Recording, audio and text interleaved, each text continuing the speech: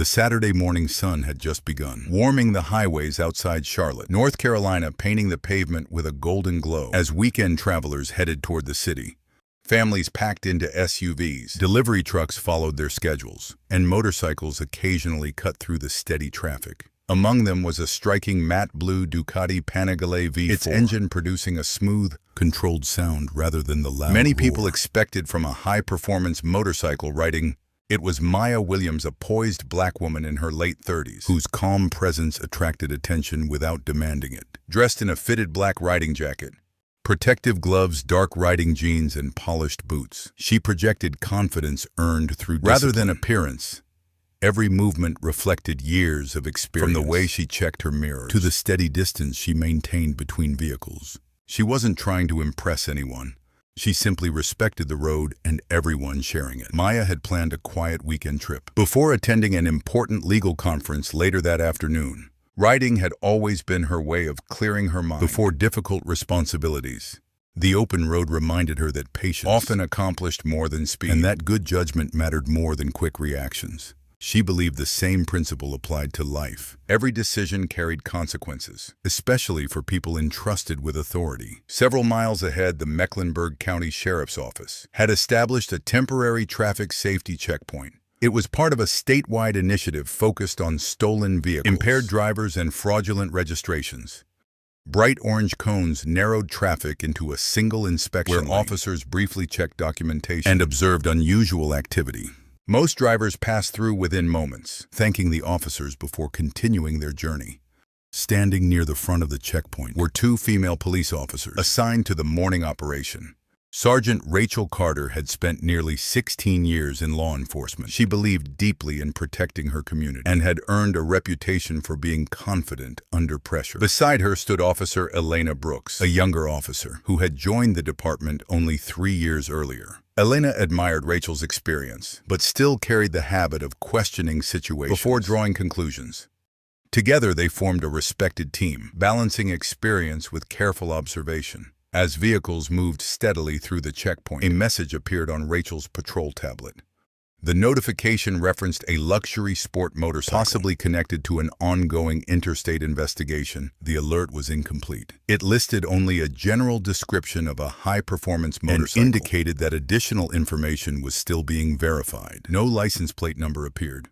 No vehicle identification number was listed. No owner's name accompanied the report. The limited information immediately caught Rachel's attention. Just then, the mad blue Ducati approached the checkpoint. Rachel narrowed her eyes toward the motorcycle before glancing back at the alert. "That could be our bike," she said quietly. Elena looked from the tablet to the approaching rider. "The description is pretty broad," she replied. "There are thousands of Ducatis registered across the southeast." Rachel nodded but kept watching. "It says possible connection. We verify first neither officer acted out of hostility. Both understood that public safety often required checking, situations that later proved harmless. Their responsibility was to investigate carefully while respecting citizens' rights." As Maya reached the checkpoint, she noticed the officer signaling toward the shoulder instead of the inspection lane. Without hesitation, she activated her turn signal, gradually reduced her speed, and brought the Ducati to a smooth stop on the wide shoulder. She switched off the engine, lowered the kickstand, removed the key, and rested both gloved hands on the handlebars, where they remained clearly visible. Rachel and Elena exchanged a brief glance before approaching. Maya waited patiently until they were close enough to speak comfortably. "Good morning, officers," she said with a polite smile. "How can I help you today?" Her calm greeting surprised Elena, who had expected nervousness or frustration. Instead, the rider appeared completely composed. Rachel maintained a professional tone. "Ma'am, we've received information regarding a motorcycle matching a general description. We'd like to verify some information before allowing you to continue." "Of course," Maya answered. "Please let me know what you need." She slowly removed her helmet, revealing shoulder-length natural curls gathered neatly beneath it. She placed the helmet carefully on the motorcycle seat, without making any sudden movements. "I appreciate you explaining the reason for the stop," she continued. "Would you like my license and registration?" Rachel nodded. "Yes, please. My documents are stored inside the secured compartment beneath the passenger seat." "I'll open it slowly. Go ahead." Every movement Maya made was deliberate. She unlocked the compartment, removed a waterproof document holder, and handed it to Rachel with both hands. Inside were her driver's license, current registration, insurance information, and purchase records for the Ducati. Everything appeared organized. Current and authentic, Rachel reviewed each document carefully. "They're all valid," Elena observed, after looking over Rachel's shoulder. Rachel agreed but remained thoughtful. "The dispatch alert hasn't updated yet." Maya listened without interrupting. "I understand," she said. "If there's additional information I can provide, I'll be happy to cooperate." As Rachel entered Maya's information into the patrol computer, Elena walked slowly around the Ducati, checking the visible vehicle identification number. Against the registration, the numbers matched perfectly. Traffic continued flowing through the checkpoint, while several passing motorists slowed slightly. Noticing the unusual sight of an expensive sport motorcycle stopped beside two female officers. A few people discreetly glanced toward the scene before continuing on their way. Within moments, the patrol computer emitted a short notification tone. Rachel looked at the screen. Instead of displaying a standard verification response, a restricted federal access message appeared across the monitor, replacing the normal record with a notice that local systems could not retrieve additional information without higher-level authorization. Rachel exchanged a quick look with Elena, realizing that this routine traffic stop had suddenly become far more unusual than either of them had expected. The short notification tone from Sergeant Rachel Carter's patrol computer changed the atmosphere instantly. Just seconds earlier, the stop had felt like any other routine verification at a weekend traffic checkpoint. Now both officers were staring at a screen that displayed a restricted federal access notice instead of Maya Williams' complete record. The message confirmed her identity, but prevented local law enforcement from viewing additional information without higher authorization.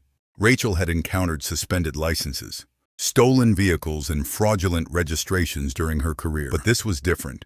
The system wasn't reporting a crime.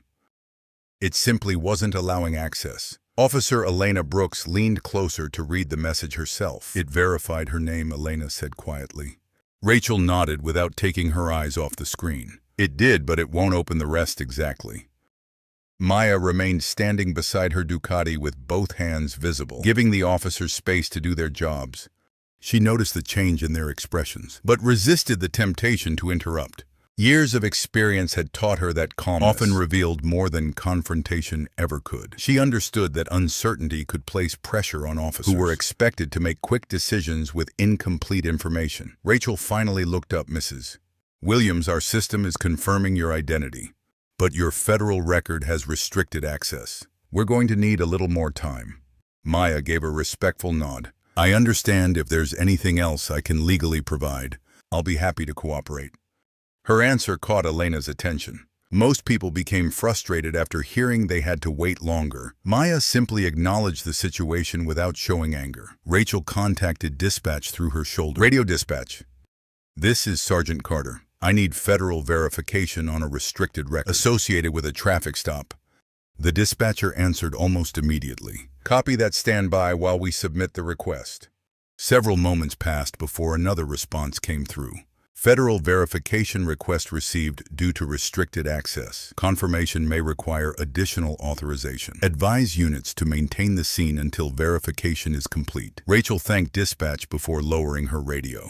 Traffic continued flowing through the checkpoint, while curious drivers glanced toward the shoulder. Within minutes, two people standing outside a nearby coffee shop quietly raised their phones, recording from a respectful distance without interfering. Neither officer objected. Recording police activity from public property was a protected right, provided it did not obstruct the investigation. Elena walked another slow circle around the Ducati, carefully examining its condition. The motorcycle looked immaculate. The vehicle identification number matched the registration exactly. The license plate belonged to Maya. The insurance policy was active. Even the purchase paperwork from the authorized Ducati dealership appeared perfectly organized. She returned to Rachel. "I can't find anything wrong with the bike." Rachel sighed softly. "I know. So why is the record restricted?" "I don't know yet." Maya overheard the exchange but remained silent. Rachel stepped toward her again. "Miss Williams, where are you traveling today?" "I'm attending a professional conference in Raleigh." "What kind of conference? A legal education conference?" Rachel made a brief note. "And what line of work are you in?" Maya smiled politely. "I work in public service." It was an honest answer, though intentionally brief. Rachel respected that. Would you mind being a little more specific? I'd prefer to wait until federal verification is complete. My identification has already been confirmed.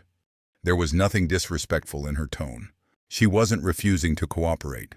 She was simply protecting information that local officers had not yet been authorized to access. Elena quietly admired the way Maya handled every question. She wasn't trying to outsmart anyone. She wasn't filming the officers or raising her voice. She answered calmly, choosing each word carefully. Another radio transmission interrupted the silence. Sergeant Carter, federal verification is still pending. Estimated response time approximately 15 minutes. Rachel acknowledged the update. 15 minutes at a busy roadside checkpoint that felt like an eternity. She looked around as more travelers noticed the unusual stop. A retired Army veteran standing beside his pickup truck watched quietly with folded arms. A mother filling her SUV across the road glanced over every few moments while keeping an eye on her children. No one shouted or interfered. They simply observed. Rachel understood that every decision officers made in shaped community trust. She turned back toward Maya. Miss Williams, because federal verification hasn't been completed, I'm going to ask you to step a little farther away from the motorcycle. While we continue, certainly. Maya stepped back exactly where Rachel indicated. I appreciate your cooperation. I appreciate you explaining your instructions. Elena noticed something that continued bothering her. Sergeant Rachel looked over. We've verified her driver's license. Yes, the registration matches. Yes, the VIN matches. It does. The insurance is valid. Rachel remained quiet. So what exactly are we waiting for? Rachel answered honestly, we're waiting to learn why. A verified identity has restricted federal protection. The silence that followed carried its own weight. Rachel respected procedure, but she also knew authority carried responsibility. Every additional minute required a legal justification. She reviewed the dispatch alert again, hoping new information would appear. Nothing changed. Elena watched Maya standing patiently beside the shoulder. The black woman showed no fear, only quiet confidence. She wasn't demanding special treatment. She simply expected to be treated fairly, just as every American citizen should be. That composure began changing Elena's perspective. Good policing, she realized, wasn't about proving suspicion, right? It was about following facts wherever they led. Just then, Rachel's patrol radio crackled again. But this time, the dispatcher's voice carried a different tone. Sergeant Carter, Federal Liaison, has responded. Do not release the individual. A senior federal representative is en route to your location with instructions regarding this verification. A few moments after the radio transmission ended, the sound of approaching engines echoed across the highway. Everyone standing near the checkpoint instinctively turned toward the road. Two black government SUVs, followed by an unmarked sedan, pulled onto the shoulder with calm precision. There were no flashing lights, no sirens, and no dramatic rush. Their quiet arrival somehow carried even greater authority. Sergeant Rachel Carter exchanged a puzzled glance with Officer Elena Brooks. I wasn't expecting this many people, Elena whispered. Rachel answered honestly. Neither was I. The doors opened almost simultaneously. Three professionally dressed federal officials stepped out, accompanied by a middle-aged woman in a Navy business carrying a leather portfolio. Her calm confidence immediately changed the atmosphere around the checkpoint. She walked directly toward Rachel. Good morning, Sergeant Carter. Rachel nodded. Good morning, ma'am. I'm Deputy Director Caroline Hayes with the Federal Judicial Security Division. Rachel immediately straightened her posture.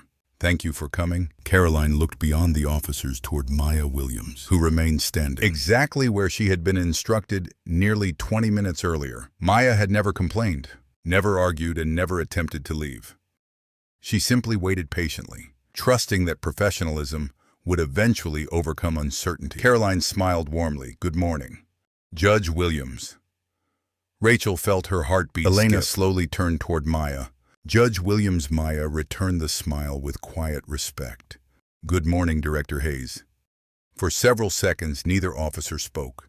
Rachel replayed every moment of the stop in her mind. The valid registration, the verified driver's license, the restricted federal record, the calm answers. Everything suddenly made sense. Caroline turned toward both officers. I appreciate your patience. While federal verification was completed, Rachel spoke carefully. We had no idea. I know, Caroline continued. Judge Maya Williams serves on the United States Federal Court and currently participates in a confidential judicial transportation security program. Her federal record is intentionally restricted to protect judicial independence and personal security.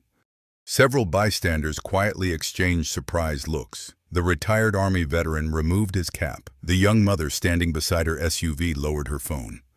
Even passing motorists slowed briefly before continuing down the highway. Rachel immediately removed the temporary restraints. "I'm truly sorry, Your Honor." Maya gently rubbed her wrist before answering. "I appreciate your professionalism." Throughout the encounter, Sergeant Rachel looked confused. "I handcuffed you. You followed your understanding of department policy. I still wish we had handled it differently." Maya nodded. "So do I." Her answer carried no bitterness. Only honesty. Officer Elena finally spoke. "I kept thinking something wasn't adding up." Maya smiled kindly. "Questioning ourselves is often the beginning of good judgment." Those words stayed with Elena. Throughout the academy, she had been taught procedures. Years on the street would teach experience, but today reminded her that wisdom required something more. The willingness to continue, asking whether every action remained fair. Deputy Director Hayes addressed both officers. "No one expects perfection from law enforcement." Rachel listened carefully. "What communities expect is professionalism." She continued, "The law gives officers tremendous responsibility. And with responsibility comes accountability." Rachel nodded. "I understand." Caroline looked around at everyone watching. Public trust grows when officers remain willing to examine facts. Rather than assumptions, the statement wasn't criticism. It was leadership. Maya stepped closer to Rachel. "I know your job requires making difficult decisions quickly." Rachel answered quietly, "It does.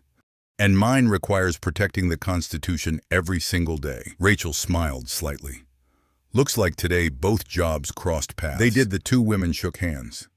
Not as opponents, not as people divided by uniforms or titles, but as two public servants committed to protecting the same nation in different ways. The moment drew quiet applause from several witnesses. Officer Elena walked toward Maya. "I learned something today." "So did I. What was that?" Maya looked toward the checkpoint, where traffic had already returned to normal.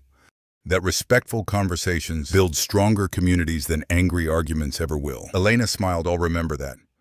As the federal vehicles prepared to leave, Caroline handed Rachel a sealed envelope. Inside was an invitation to an upcoming interagency focusing on seminar, constitutional policing, communication during uncertain encounters, and building public confidence. "We'd be honored if your department participated." Rachel accepted it gratefully. "We'll be there." Maya placed her helmet back on, started the Ducati Panigale V4, and let the engine idle softly before lowering her visor. She looked once more toward the officers. "Stay safe," Rachel answered first. "You too, Judge." The Ducati pulled smoothly back onto the highway, disappearing into the Carolina sunshine as traffic continued moving peacefully around the checkpoint. Rachel remained standing beside the patrol vehicle for several moments, reflecting on everything that had happened. She realized that true professionalism wasn't measured by never facing uncertainty, but by responding to uncertainty with fairness, patience, humility, and respect.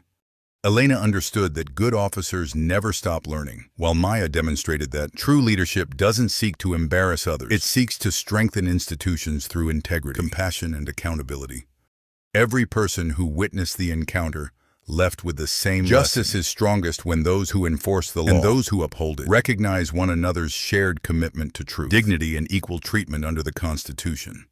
If this story touched you, we'd genuinely love to hear your thoughts.